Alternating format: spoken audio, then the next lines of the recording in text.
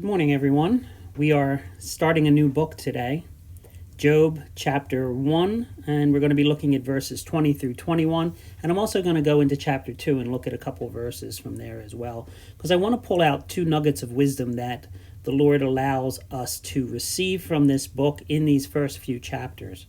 Job, who was a righteous man, was greatly blessed by God until Satan incites God against Job by trying to prove that Job would turn against God if God took away his blessing from his life, both on his property and on his own flesh. God allows Satan to go ahead and to test Job, and Satan has a field day with him. Satan, who has no compassion or no mercy, on the first day kills all of Job's children, takes all of his possessions, and leaves him destitute. And on the second day, he afflicts him in his flesh so that he is covered from head to toe with painful boils. And Job is now left in this position where once he had everything and now he has nothing. And he has to deal with this in his life and try to figure out why this is happening to him and how God will work in his life. And he has a lot of questions. And this is a book full of questions about suffering and why suffering comes into the world. In these first two chapters, after Job's possessions are taken and his children are all destroyed, Job arises, tears his robe, and shaves his head, and fell to the ground and worshipped. And he said, "Naked I came from my mother's womb, and naked I shall return there. The Lord gave, and the Lord has taken away. Blessed be the name of the Lord." Job pronounces what is a universal truth, and sometimes we forget it. And that is that when we're born, we come into the world with nothing of our own. Our parents may have possessions, people may give us things, but when we're born, we come into the world with nothing. And when we die, we leave exactly the same way. In life, God will give us things, and in life, God will take away those things according to his good pleasure, according to his plan for our life. And Job understands this, and he says, "In all of these things, blessed be the name of the Lord." So nothing in this life is going to endure beyond the grave.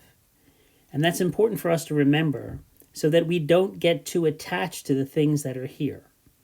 Not that we need to be complacent about things or not have or build relationships with people that we're going to have in this life, but to always have an understanding that this present life isn't the everlasting life that we're promised.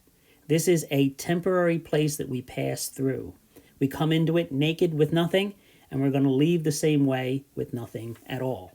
In chapter 2, after Job is afflicted in his flesh, his wife says to him, "Do you still hold fast to your integrity? Curse God and die." But he said to her, "You speak as one of the foolish women speak. Shall we indeed accept good from God, and shall we not accept adversity?" In all this, Job did not sin with his lips. So after he has now lost everything and now he's lost his health, his wife says, "Look, just curse God and die." And he says that's just foolishness. In this life, we accept readily the good things from God. Shall we not also accept adversity? And in here, Job is not just acknowledging the power of God to do good or to allow adversity, but in it is an innate trust that God, who is powerful enough to do this, is also wise enough to know when to bring good and when to bring adversity. And we need to learn to accept both as coming from the hand of God. And I know in your life you've experienced times of great good and blessing and times of great adversity. We're all commonly going through a time of adversity right now. But we have to remember that all of these things are in God's hands. So knowing that in life we're going to get both some things good and some things bad, and knowing that we're going to come into this world with nothing and leave with nothing, how should we be living our life and what should be the focus of it? Paul helps us to put this all together, these great truths from Job. And in 2 Timothy, he says, "For this reason I also suffer these things. Nevertheless, I'm not ashamed, for I know whom I have believed, and I'm persuaded that he is able to keep what I have committed to him until that day."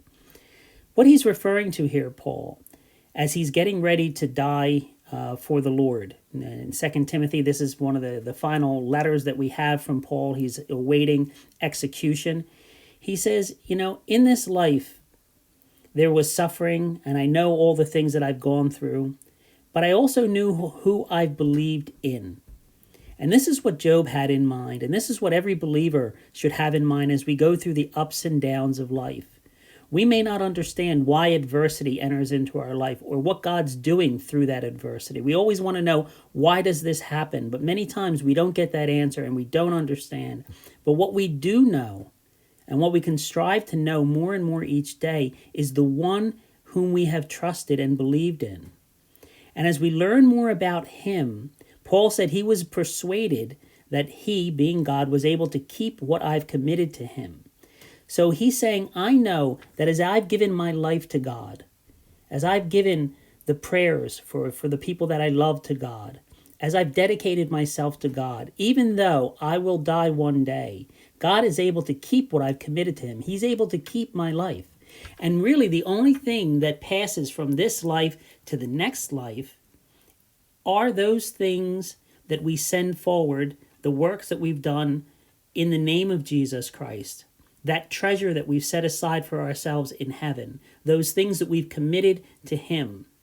Because everything else that's in this world that was done for our own sake or for the world's sake, anything that is just perishable will perish. But those things that we've given to God, we've committed to him, are eternal. And we know that those things will be set aside for us, and we will enjoy the blessing of God for eternity, not because we can see those things now, but because we know the one who's holding those things, the one who's made those promises, the one who we've believed in. So Job, when he lost everything, realized, in this life, I'm bound to lose everything. It's going to happen one day. And he also realized that in life, there would be both good things and adversity. But he had a hope. And in knowing God, that hope is secure. And we will be able to have 100% certainty that those things that we've given to Jesus Christ, that he will keep those things.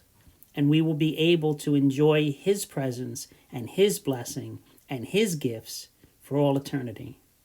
Have a great day, guys. Bye.